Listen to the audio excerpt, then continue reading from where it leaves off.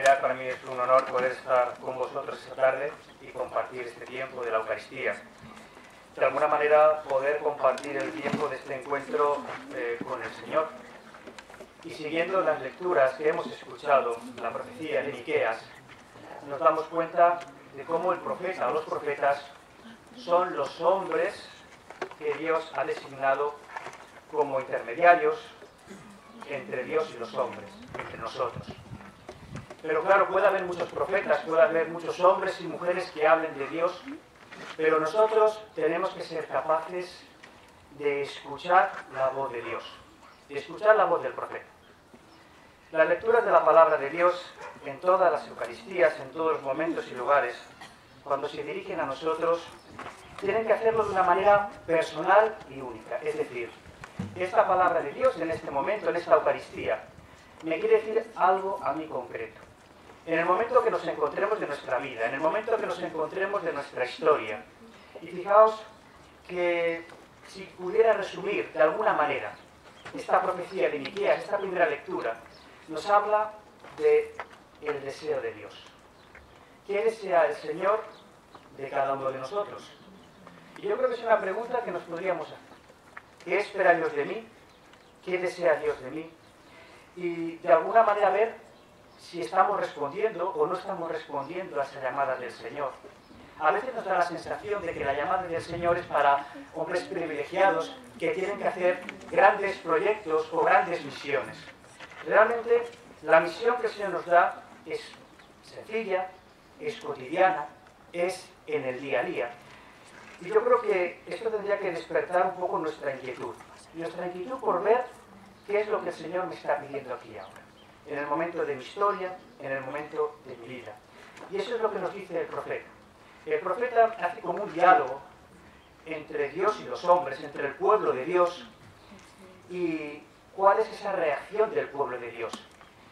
Y el pueblo de Dios, que podemos ser todos nosotros, el pueblo de Dios, que es el pueblo de Israel, el pueblo de Dios, que es la Iglesia, el pueblo de Dios, que somos todos los creyentes, en muchas ocasiones, pues vivimos al margen de Él, no le escuchamos, no le hacemos caso, y estamos un poco a veces, pues, viviendo al margen de Él sin darnos cuenta, porque, fijaos, y luego lo hemos escuchado en el Evangelio, podemos decirle que sí a Dios, podemos rezar a Dios, podemos decir que el Señor está presente, pero a lo mejor la cotidianidad, la rutina, esa relación con el Señor que se puede hacer de esta manera tan cotidiana, puede enfriarse.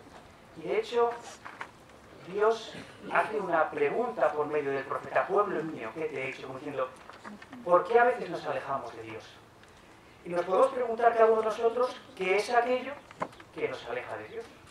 Y seguro que tenemos algo que nos aleja de Dios. Algo que nos dificulta muchas veces el poder acercarnos al Señor. Nuestra debilidad, nuestra fragilidad, nuestro pecado. En definitiva, solo podremos descubrir realmente cuál es esa debilidad y esa fragilidad en la presencia del Señor. Y hay una pregunta que sería universal: ¿qué desea Dios de todos nosotros? ¿Qué desea Dios de todos los hombres? Pues que nos encontremos con la verdad. Y algo muy sencillo: el deseo y el sueño de Dios para todos es que encontremos la felicidad. Algo muy sencillo. Dios quiere que todos seamos felices. Y cuando en nuestra vida no encontramos esa felicidad, cuando estamos extraviados y perdidos, es porque realmente algo no estamos haciendo bien. Y el Señor nos invita a que de alguna manera nos resituemos. Y nuestra relación con el Señor tiene que ir continuamente como transformándose. ¿Por qué? Porque no somos los mismos ahora que hace 10 años, que hace 15 años, que hace 20 años. No seremos los mismos dentro de 10 y 15 años. Por lo tanto, esa relación tiene que ir renovándose. Y ese deseo de Dios en nuestra vida también se va renovando. Por lo tanto, yo os invitaría a que en esta Eucaristía nosotros le preguntemos al Señor qué desea de cada uno de nosotros. ¿Qué es aquello que no nos deja estar con Él? Que no nos deja estar en su presencia. Y fijaos que es importante que cuando escuchamos la palabra de Dios, porque evidentemente las lecturas a veces son complejas y son muy extensas, y si no conseguimos quedarnos con alguna pequeña idea que nos permite interpelarnos, pues puede quedarse todo el saco roto, ¿no? El exceso de ideas a veces hace que no podamos reflexionar. Por lo tanto, os invito a que nos preguntemos, ¿qué es lo que desea Dios de cada uno de nosotros? Una pregunta personal. ¿Qué es aquello que nos aleja de Dios? Porque fijaos que esa profecía nos habla de esa pena que tiene Dios con el pueblo, con las personas, de que, ¿por qué se aleje? Que yo te saqué de Egipto, yo te llevé a la tierra prometida. Y fijaos que nos ocurre a todos nosotros. Qué fácilmente nos olvidamos de lo bueno. Qué fácilmente nos olvidamos de los regalos que Dios nos ha dado. Y en cambio, pues cuando nos ocurre una desgracia, pues nos quedamos como enquilosados, ¿no? Es un gran defecto que tenemos, es verdad. Es decir, si nos va todo muy bien, parece que nos acordamos menos del Señor. Si nos va muy mal, nos acordamos mal, pero como para recriminarle. Qué bueno es que estemos siempre ahí, ¿no? En los momentos buenos y en los malos, porque quizás es importante, ¿no? Esos momentos buenos y malos pueden relativizarse muchísimo cuando estamos en presencia de Dios. Cuando le preguntamos al Señor qué quiere de nosotros. Y todos seguro que tenéis una gran experiencia. Que ante situaciones malas, ante situaciones con dificultad, luego ha surgido algo muy importante. Ha surgido la vida. La vida y la resurrección. Si el grano de trigo no muere, no puede dar fruto. Y muchas veces, en el sufrimiento, en el dolor, en la adversidad, nos encontramos con el Señor. Mirad, muchas veces cuando contemplamos la cruz, cuando contemplamos el misterio de la cruz, nos hemos acostumbrado a ver la cruz, es cierto. Pero, ¿qué es la cruz? La cruz es un símbolo de muerte, de tortura, de fracaso, de humillación. Y a veces es importante que nosotros nos centráramos en la cruz. Seguramente si pusiéramos en vez de una cruz una horca o una silla eléctrica, nos impresionaría mucho más. Pero es como si pusiéramos exactamente lo mismo. Por eso es importante que sepamos cómo en la cruz de Cristo está la victoria y está el triunfo. También en nuestra propia vida, en la propia cruz, en nuestros sufrimientos, en nuestros quehaceres, está también realmente la verdadera vida y la propia vida. Y así tenemos que mirar la cruz. Así tenemos que mirar el misterio de la cruz. Por eso el hombre y la mujer de fe sabe sobrellevar el sufrimiento con esperanza, con gozo y con alegría. Y no nos hace falta milagros, ni signos externos. Mirad, el Evangelio de Mateo nos habla de que los fariseos y sus escribas, que vivían una religiosidad tradicionalista, cultural, demasiado externa. Es verdad, mirad, os lo decía al principio, a veces nuestra fe, nuestra religión, se puede estar llena de tradiciones, pero que estén vacías. Los fariseos habían caído en un legalismo, como si de alguna manera ser creyente era cumplir leyes, ¿no? Y en cambio su corazón estaba completamente frío. Fijaos que se nos pide a los cristianos, a los creyentes, que nuestro corazón sea un corazón de carne, un corazón abierto al amor, a la misericordia. Cuando vemos un cristiano, un creyente, que realmente es déspota con los demás, que es cruel, que es frío, es que su corazón se ha endurecido. Y cumple leyes. Mirad, no nos salvamos por cumplir leyes. Si hemos escuchado muchas veces el Evangelio de Jesús, veremos que Jesús ataca firmemente a los fariseos, pero por su hipocresía, por su doblez. Fijaos que la fe no se puede vivir con dos caras, sino se nos pide que la vivamos en autenticidad. Que lo que sentimos en nuestro corazón vaya a nuestros labios. Que sea lo que podamos transmitir. Que, en definitiva, no estemos continuamente exigiendo a Dios. Fijaos que os decía al principio qué es lo que desea Dios de nosotros. Muchas veces somos nosotros los que queremos desear a Dios o decirle lo que tiene que hacer. ¿Cuántas veces tenemos la tentación de pedirle demasiado al Señor para que haga las cosas como nosotros queremos? Fijaos que Jesús ha llamado a los fariseos, a los escribas, ya esa generación de hombres religiosos, ojo, eran religiosos, generación perversa. ¿Qué es una generación perversa? Pues aquellos que revistiéndose de bondad hacen el mal. Y eso es muy común en nuestra sociedad.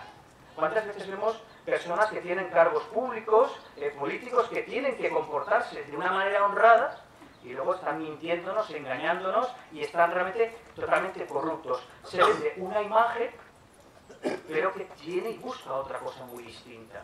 Vende mucho la solidaridad. ¿Cuántas personas se aprovechan de ONGs, de fundaciones, para un beneficio propio? Pues de alguna manera Esta generación perversa es aquella que vive en hipocresía, que en ocasiones utiliza a Dios o a la religión cuando le da poder y cuando no, la discrimina. Es curioso, ¿verdad? Las personas que buscan el interés, si en un momento dado toca ser creyentes, es creyente. Y si toca perseguir a la religión, a los religiosos, pues se persigue. La cuestión es estar en la imagen, estar en la moda. Por eso dice, esta generación perversa y adúltera. Adúltera porque pervierte las cosas de Dios. A veces no nos damos cuenta, pero muchas veces las cosas de Dios se pervierten por tradicionalismo. ¿Cuánta gente o cuántas personas acuden a los sacramentos por tradición popular, pero no por sentimiento religioso? Bueno, pues esa es la perversión de lo religioso, esa es la doblez, y se nos está invitando a que nos revisemos, a que seamos auténticos, a que no utilicemos las cosas de Dios, a que no exijamos a Dios signos visibles. Fijaos que nos habla de Jonás, cómo estuvo los 3 días en la ballena, del pueblo de Nínive. Si recordamos un poco, Nínive era un pueblo muy perdido, un pueblo muy pecador, pero cuando Jonás les predicó, ese pueblo fue capaz de reconvertirse y darse cuenta de que había pecado. Fijaos que para que haya conversión tiene que haber reconocimiento de la culpa. Muchas veces el propio orgullo y la soberbia, que es lo que nos tienta el demonio, nos hace que no nos demos cuenta de nuestros defectos. Y claro, si no nos damos cuenta de nuestros defectos, pues no podemos mejorar, no podemos rectificar. Humildad, sencillez. El pueblo de Nínive se convirtió en penitencia, en limosna, en ayuno, con signos externos e internos. Mirad, los signos externos, si no van con los internos, se convierte en esa doblez, en ese fariseísmo que el Señor nos invita a que realmente no tengamos. Por eso se nos decía que no habrá más signo, más testimonio que el del Señor, más testimonio que el de la cruz de Jesucristo que está presente entre nosotros. Mirando ese misterio de la cruz, nos daremos que después, en esa cruz, hay vida, hay resurrección y hay esperanza. Pues con estas ideas me gustaría iluminaros en este día, de estas fiestas que estáis viviendo, en el que el Señor os tiene que acompañar, en el que la cruz de Cristo os debe iluminar, y que yo estoy convencido que la palabra de Dios siempre tiene algo para cada uno de nosotros, no lo mismo, es verdad, pero la palabra de Dios, que es viva y eficaz y que penetra profundamente en nuestros corazones, nos debe ayudar. Os invito a que os preguntéis qué es lo que desea el Señor de vosotros, que os planteéis qué es aquello que nos deja encontraros con el Señor, cómo tenemos que interpretar y aceptar los signos que el Señor nos ha dado. Hay muchos signos a nuestro alrededor de que el Señor está en nuestras vidas. Que aprendamos a mirar no con los ojos de la razón ni de la ciencia, sino con los ojos de la fe. Y que en definitiva, y termino con esto, podamos vivir profundamente esas palabras del Padre Nuestro. Es decir, que el Señor está presente, que le reconocemos como Creador, que queremos descubrir cuáles son sus deseos, que sabemos que el deseo de Dios, por nuestros méritos y nuestros medios, no podemos, pero que Él intercede por nosotros y sí que lo va a conseguir.